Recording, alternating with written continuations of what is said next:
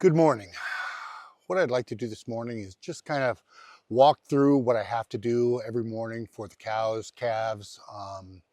This cow that just had the calf here just recently.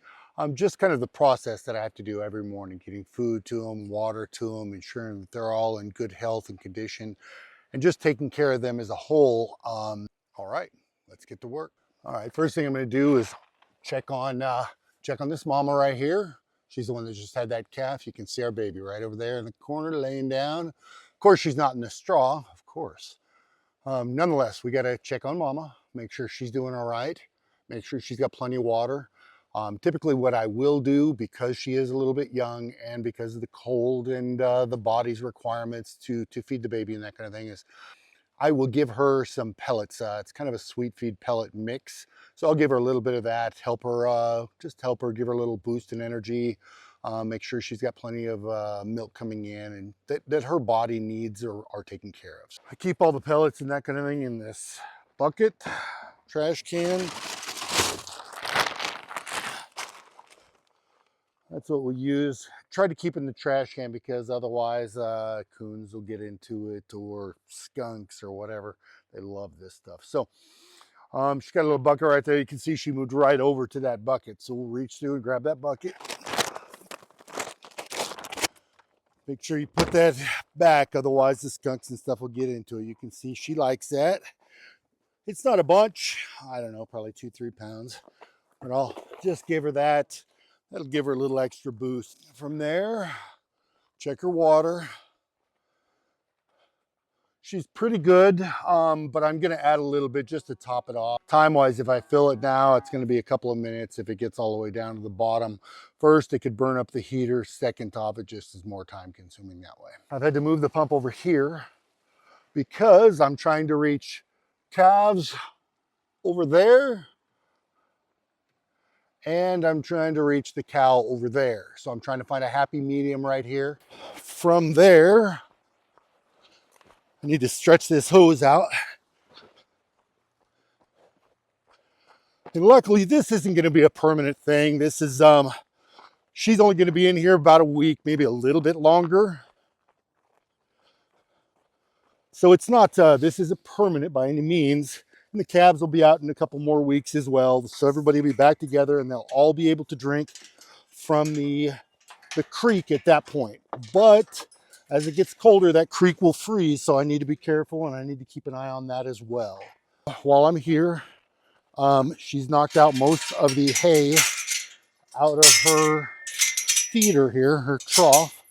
So what I'll do is I'll try to gather up the biggest part of it, stuff she's not stepped in. The water's pretty close to filled up.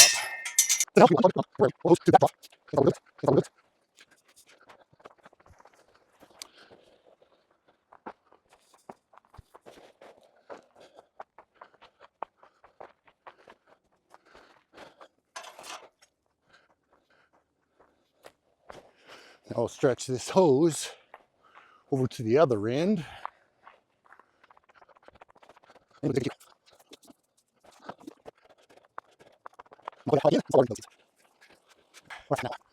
Show you kind of what I've been working with a little bit. It's been a little warmer the last couple days, so I've been messing with the timers. I've got these tank heaters on timers, but if you look, maybe a better spot right there, I've got them cut to where the pump, or the, excuse me, I've got the setting on the timers where they're only running about an hour and a half and then they're off for about 2.5 hours and then kicking back on. I'm adjusting them, trying to find a place that keeps them thawed, but the pump is working. Or I'm trying to find a good balance in the time that the tank heater is on and the tank heater is off, so that it keeps the water open, but we're not just running it nonstop, just burning up electricity. Cost these tank heaters amazingly use quite a bit of wattage, and it can get expensive. And additionally, you can see I don't have any water coming out right now, so I've got to go figure out what's going on with that. All right, had to work with the pump a little bit, but you can see we do have water coming in now. Today's going to get a little warmer than it is, quite a bit warmer than it is. So I'm not worried about the ice. I'm just, like I said, trying to find a balance to where the heater is on enough to keep it ice free, but it's not running nonstop. Quick view. This is the morning. Boy, it's a beautiful morning. I'm out here in a t-shirt. It's about, I don't know, 35 degrees, but it's beautiful. Absolutely beautiful morning in Wyoming. You can see here we keep plenty of feed in with the calves. We're going to take some of these to the market here pretty quick, January. So we want them to put on a pretty good amount of weight. We want them to really look good when they get into the arena for the sale. You can see they're really, really well developed. They're nice and full. They aren't thin. They're really good looking calves right now. We'll keep a couple of them.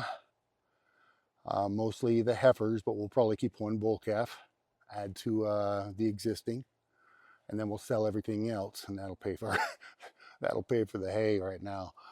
But I do intend on purchasing a few more items that will better benefit the equipment we have and make the operation quite a bit better when we are working them. I'm going to get a scale for our 4-hour chute, so that when the cow, calf, whatever it is, walks into the chute, we'll be able to get a really good, accurate.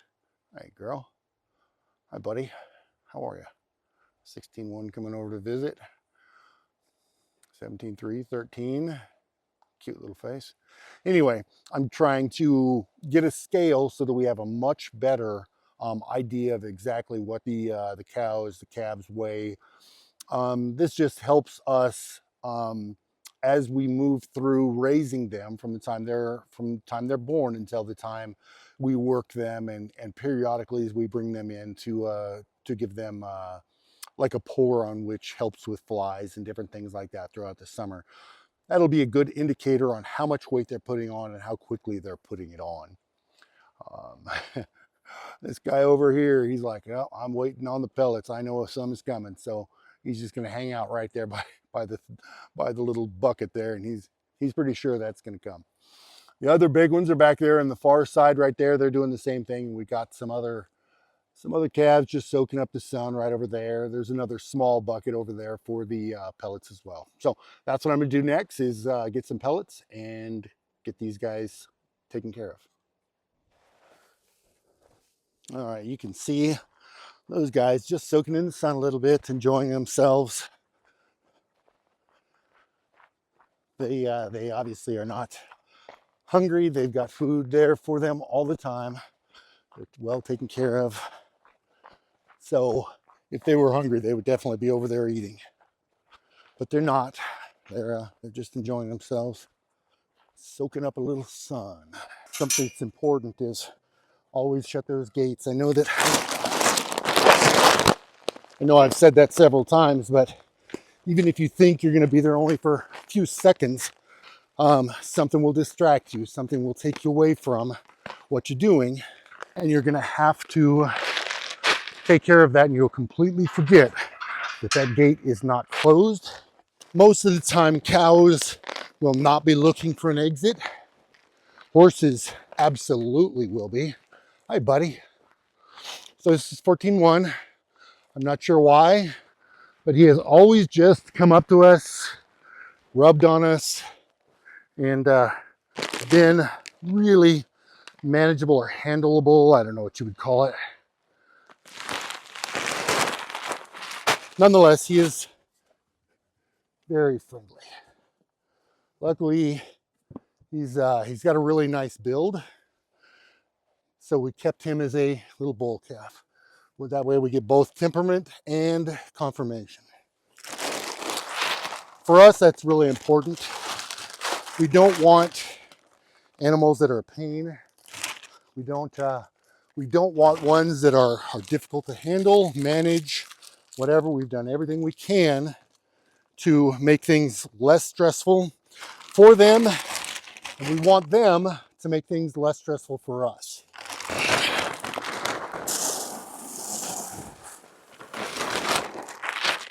And I don't give them this every single morning, probably 3 or 4 times a week. It's good for the steers because they'll be going into the butcher before long, as I've stated.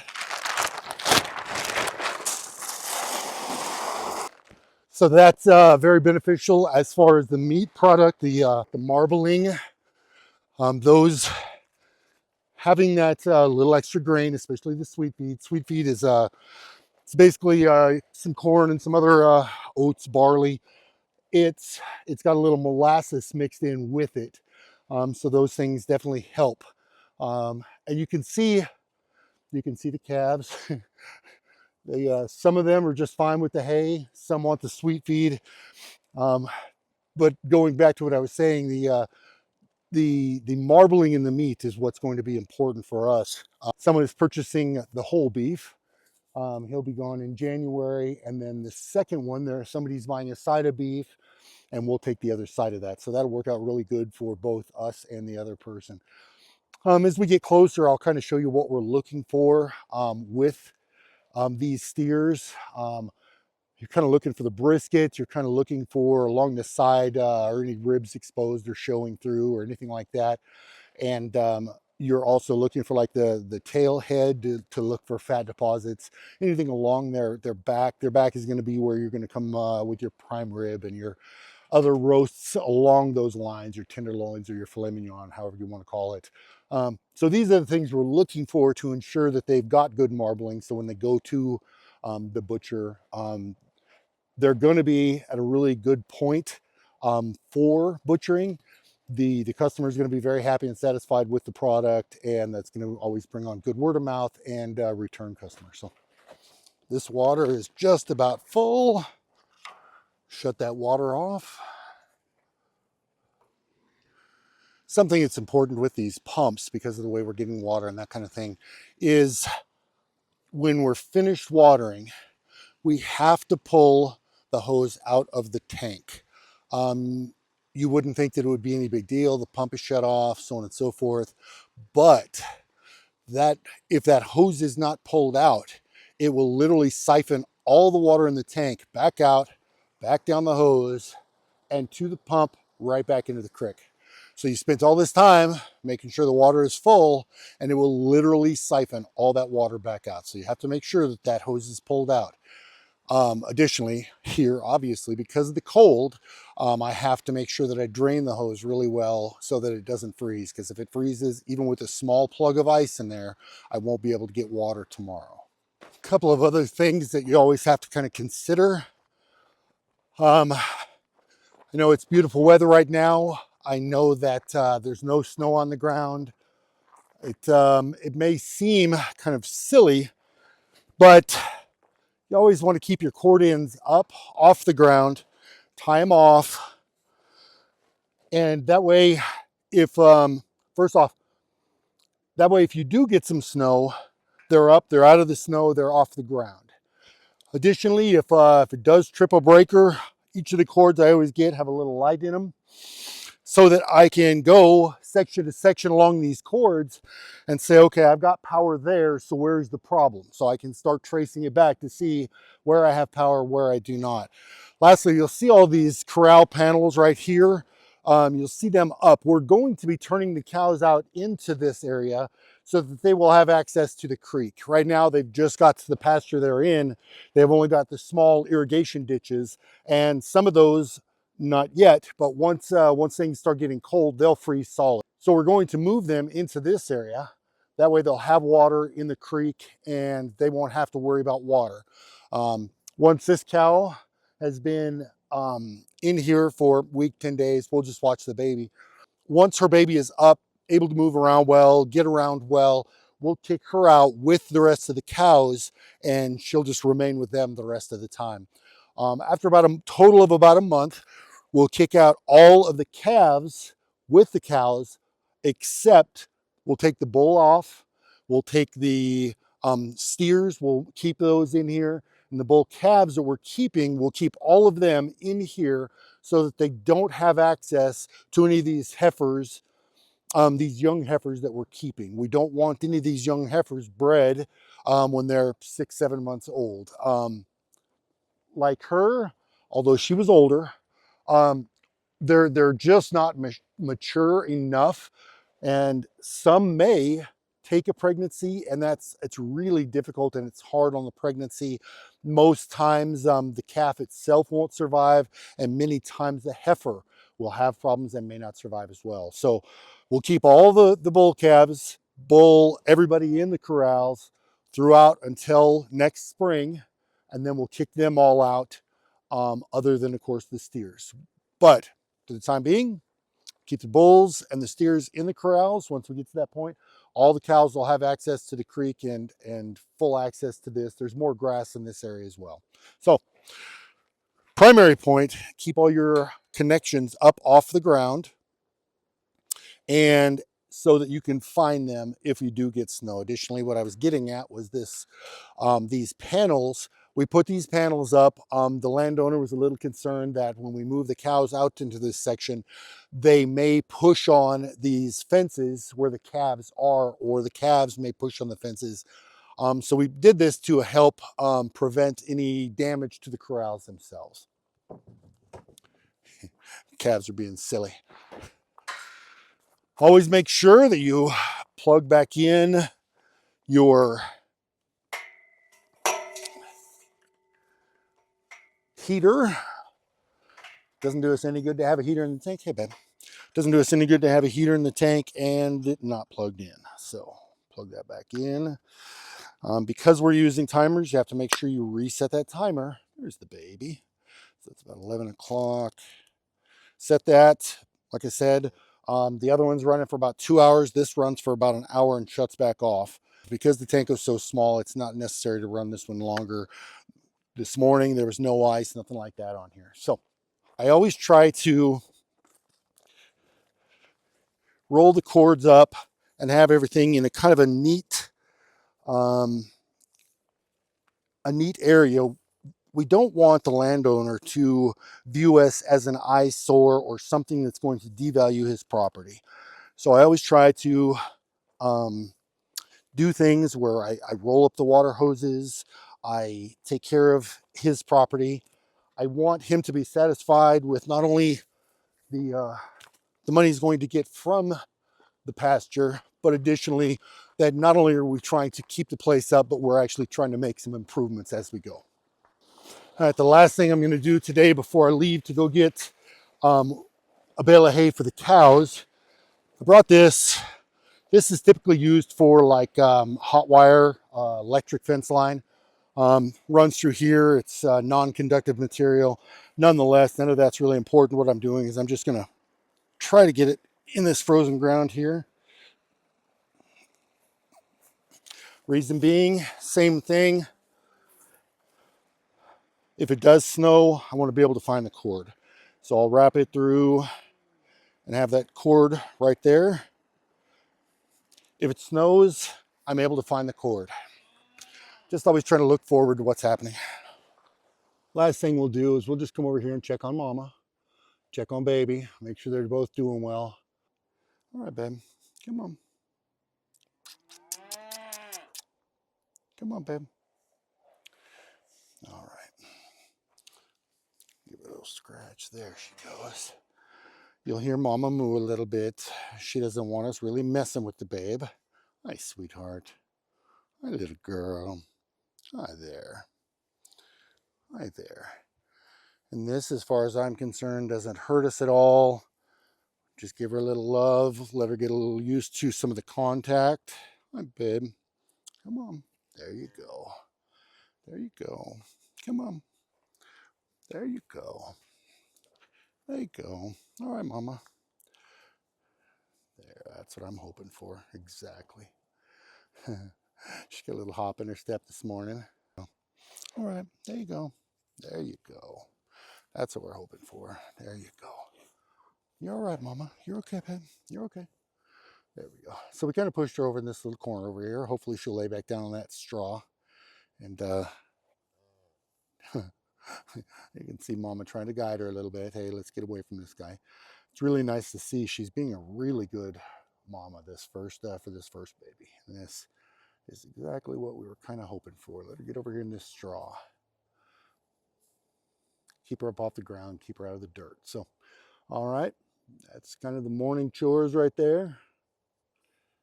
Got to see baby up and walking around a little bit. All right, I will let mama and baby be and go take care of some other chores. I've got to go get the cows fed. Actually, it's the day for them to get a bale. So thank you very much for watching.